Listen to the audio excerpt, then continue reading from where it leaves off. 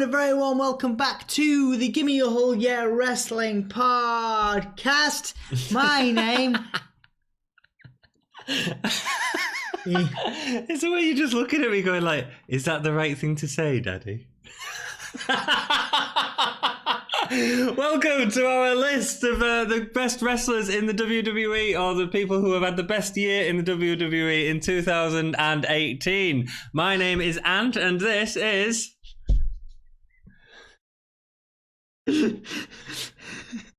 If you didn't save my life on New Year's Eve, I'd kill you. Welcome to our New Year's list. We're going to count down all the best wrestlers from WWE of 2018, but it has just been New Year, and I hope that you had a wicked New Year. Thank you so much for all of your support last year. The podcast is doing as well as we want it to. We're really enjoying it, and we're really enjoying all the feedback we get. So please hit us up in the comments down below. Let us know what your favourite wrestler is, what your favourite matches were this year. It'd be great to hear all of that stuff from you guys. So without further ado, number 10.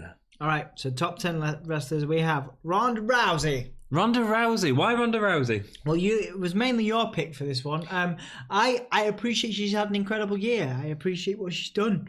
Probably, come into a new sport, to a new art of performance rather, and made a good go of it. We had a list. We both did our individual list, and 9 wrestlers were exactly the same. Yeah. It was just this one that was different, not in terms of positioning, but in terms of nine names that were the same. And then we've agreed on the positioning. Ronda Rousey. WrestleMania, man. She had probably the best match at WrestleMania. Yeah. And she's, a proven fan. That was a debut. Proven fan favorite. An incredible money spinner for the brand, and a surprisingly good performer. From to that enjoy watching wrestling from a technical standpoint, she's all right.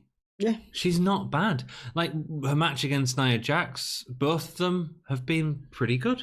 They've been okay matches. And for someone to come in and take to the sport, like a lot of people have said this, and we're just repeating what other people say, but she's one of the fastest people to take to wrestling. Yeah. Next to probably Kurt Angle. Yeah, absolutely. Yeah. I think it's amazing. It is amazing. Well. It is amazing. And that's why, part of the reason she's on the list. That, and she's been headlining, she headlined Evolution, the women's pay-per-view and stuff like that. She's a big draw for the company. Number 10. I think that's fair. Let us know if you agree. Yeah, Ronda Rousey, number 10. Number 9. Pete Dunne. Bruiserweight. Very good. What was that? That's the thing that he does. He doesn't smile like that. He looks angry. That doesn't look angry. That looks constipated. Yes, Pete Dunne is a legend, man. He's done great. He's held that title for 500 plus days now. I think he's probably about to lose it. Do you think? Mm-hmm. So also the other thing with Pete Dunne, Joe Coffey's going to take it, but then Pete Dunne's got it. I think Pete Dunne is one of the... You think Joe Coffey's going to take it? Yeah. And have you been watching NXT UK? Yeah, I've watched a bit of it, and I've watched the videos, yeah. Have you? Oh, some videos of you. Which we should plug. Oh, yes, we've got videos up. We should plug. Me and Ollie have been reviewing the NXT UK videos, the NXT UK episode as it goes. Pete Dunne has been a staple of that, and had some really great matches with Jordan Devlin in there. It was a really good match. Noam Dar quite early on, he had some good matches with.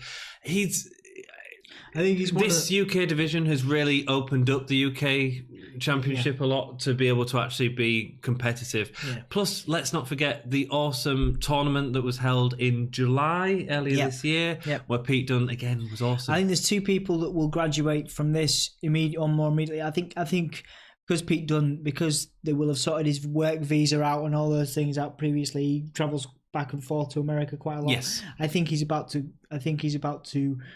become a full-time staple on NXT. I just really want that Triple H Pete Dunne match, man. I think that'd be great. I think you will see the 3 main people who we've already seen on NXT television: Trent Seven, Tyler Bate, Pete Dunne, will become regulars on NXT soon, leaving the NXT UK brand to the other standouts to take it on.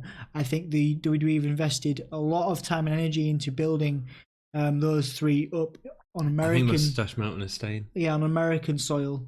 No, I think the Mustache Mountain is staying. But we'll see how it goes. I mean, we'll see after the thing, but check out our reviews if you want to hear more opinions on it. There's the predictions as well that we're going to do for NXT TakeOver Blackpool. Massive year for UK wrestling, great, and he has been the real figurehead of that UK division. Brilliant, yeah. And when he, he's even had a Raw spot, hasn't he? Very briefly, beating Enzo Amore ages ago. So he's very popular too.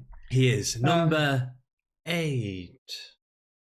Number 8, Charlotte Flair. Woo! Great year. Another great year for Charlotte. I mean, she's been just incredible. We were talking about the potential in a few years' time, maybe with all this Becky Lynch, stuff being so popular. Charlotte's another wrestler I could see holding an intercontinental championship. Charlotte is incredible. Yeah. She's been incredible for many years. I think that's the future. I honestly do. I think that we're going to start seeing more intergender matches in the next 2 or 3 years. Potentially. And it's because these women are doing incredibly athletic stuff, and Charlotte Flair has always been known for that. You could do a believable selling pay-per-view main event with John Cena and Becky Lynch right now. Yeah, absolutely. Or Charlotte Flair and Becky Lynch versus John Cena and... Charlotte Flair versus Ric Flair. Well, no. Charlotte Flair rocks, man. She really does. She's been awesome throughout the year. Let's not forget she beat Asuka at WrestleMania to defeat Asuka's winning streak in WWE. The stuff recently with Becky Lynch has been outstanding. The heel turn on Ronda at Survivor Series, excellent stuff. Yeah, really great. Number 7 is The Miz. The Miz is awesome. He is awesome. Self-proclaimed awesome. I'm actually waiting to see how they do his face turn. I think it's coming, rightly or wrongly. I think it's coming, and he had an okay run last time, but I think it'll be really good. I think The Miz is ready for a world title run. I think he's the next logical challenger for Bryan. Great Intercontinental Championship reign at the start of the year. Went into WrestleMania with the Intercontinental Championship. Really strong all year, just really. Incredible. And then obviously after WrestleMania, Daniel Bryan was cleared to wrestle, and we had a great back and forth. It ended a bit bad at Super Showdown, but I don't think it's really ended yet. No, I don't think it has ended, no. So there's more they can do with it, and I honestly think Miz will be the face leader. Well, I don't really know how they could switch it back now. I know WWE is one for quick turns, but I think that Miz will be the face going into this. Yes, I do believe that he will be the face. I believe the crowd will be massively. It could have been a WrestleMania match if other stuff doesn't work out. I think that The Miz and Daniel Bryan would be a happily believable WrestleMania match, and I think we'd all get behind that as well. Yeah, absolutely. For both competitors. Do you think Miz's in-ring work has improved? Absolutely, it improves all the time. Yeah. He is now. I forget very few. I mean, I've mentioned this in previous videos and probably in previous look backs we've done. I very rarely I very rarely forget that Miz was a reality TV star. I have, for the first time this year, completely forgot about it.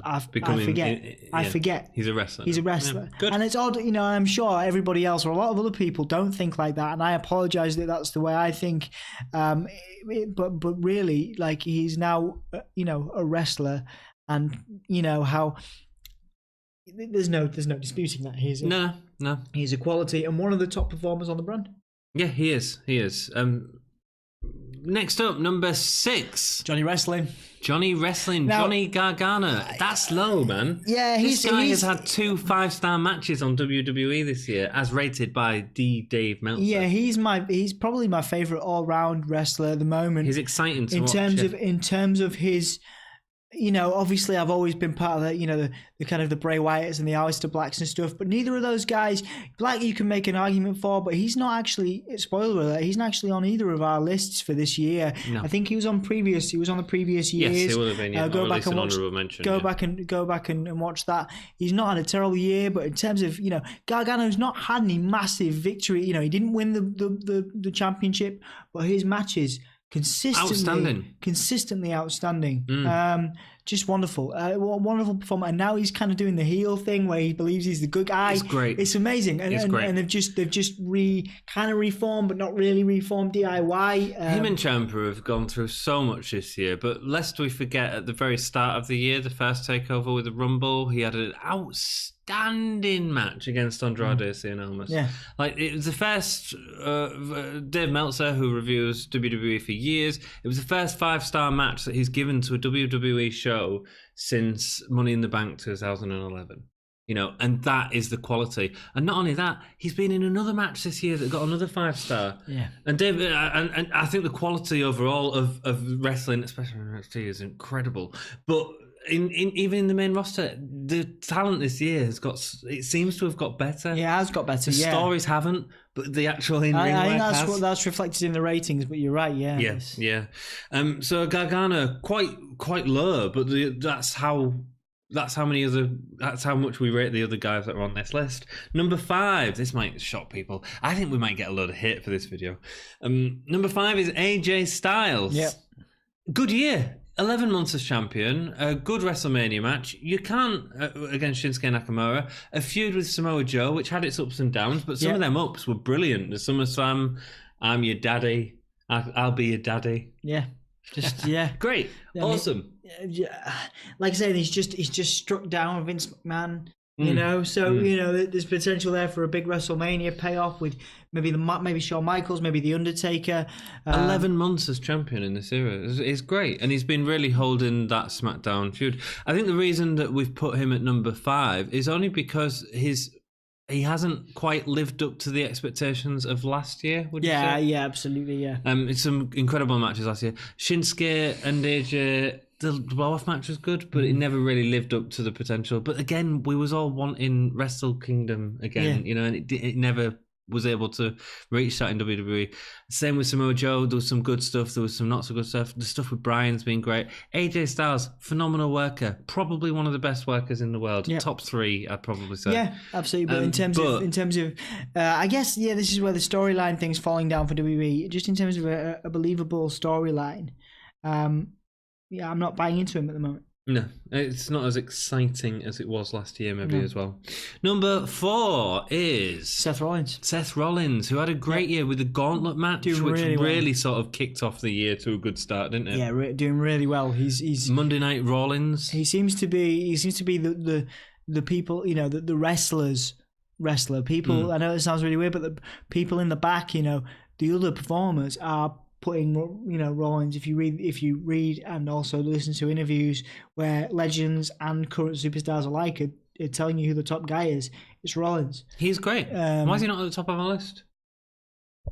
Because there's other people, and that's how good the top of the list is. I mean, we really struggled with this list. Really struggled.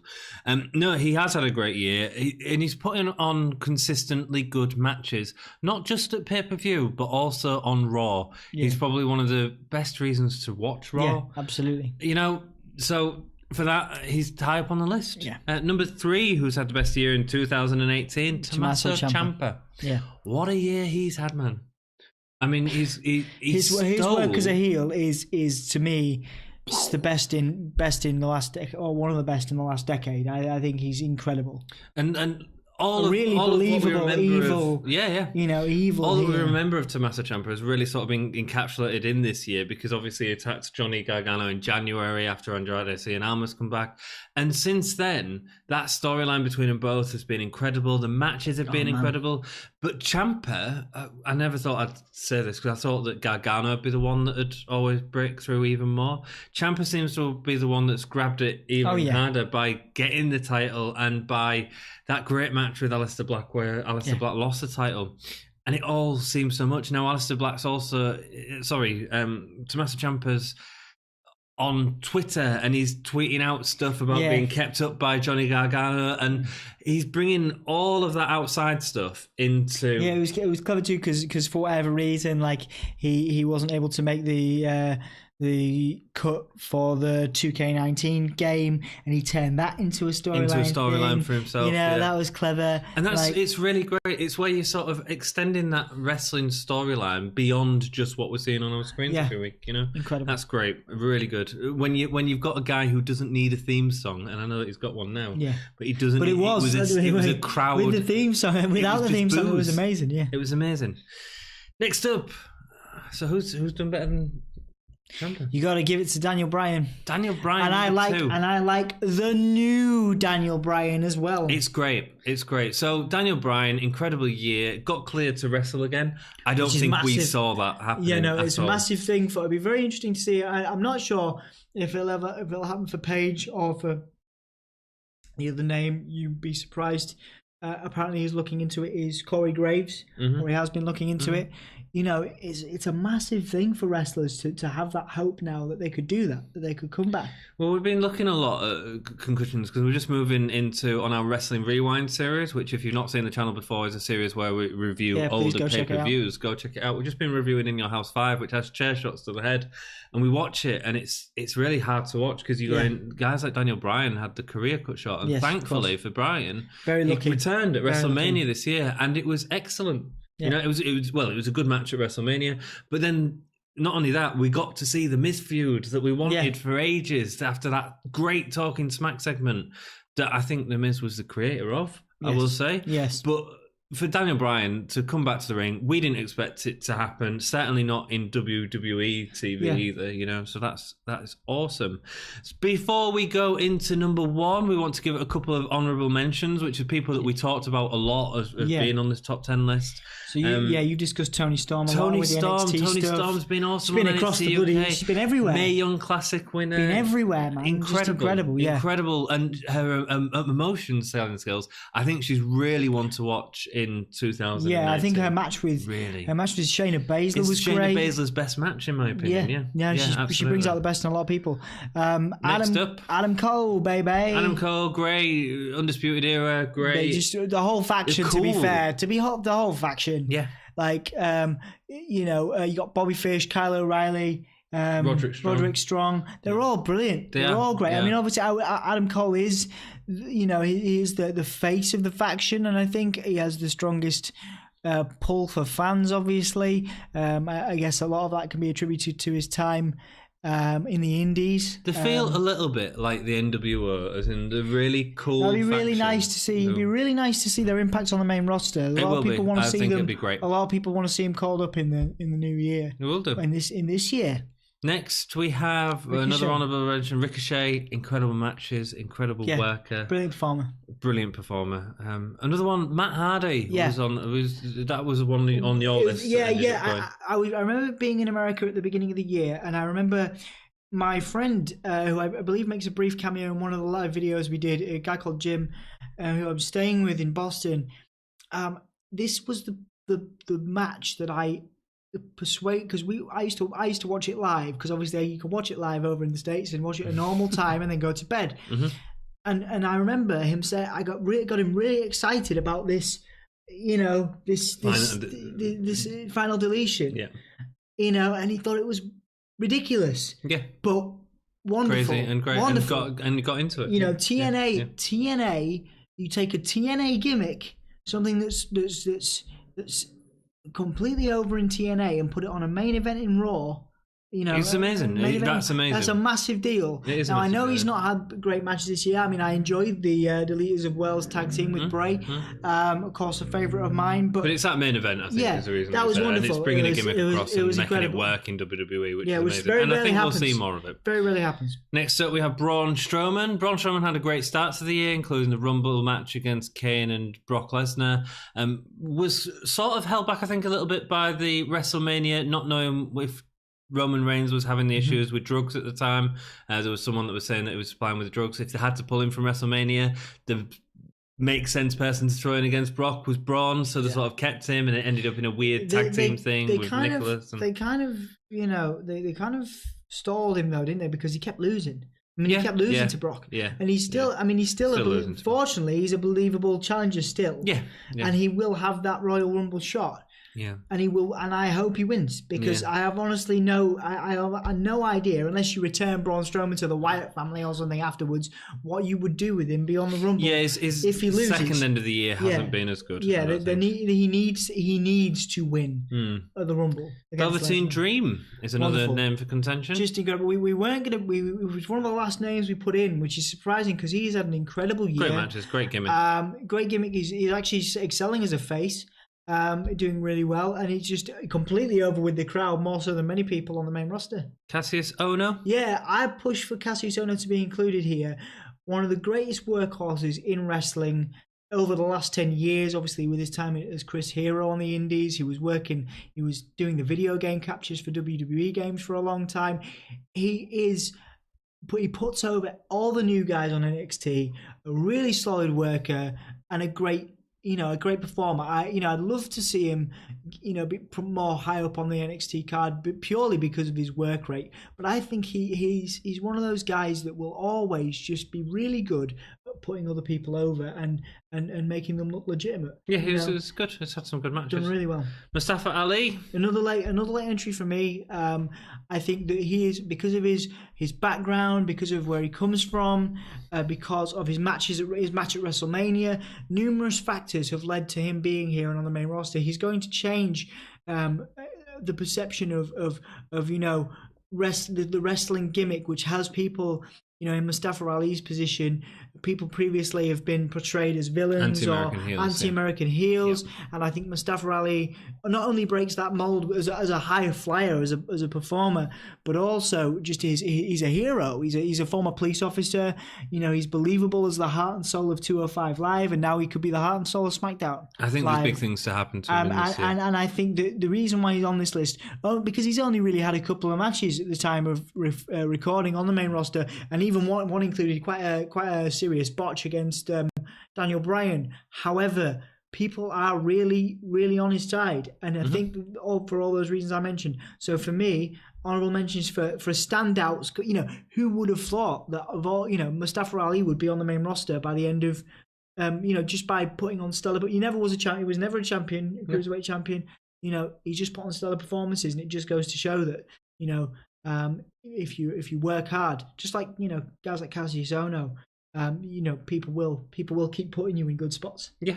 And the last one on the honourable mention list was Drew McIntyre. Yeah, we both, I think, had him in our main list for a period of time. Yeah, the problem is, I took him out because he hasn't, although he's got great potential in the future, he hasn't really reached that potential yet. In terms of the story hasn't developed enough with him, and it seems to have backed out a bit. What we expected to be happening between him and Roman obviously didn't happen because of Roman, and then I think he's massive.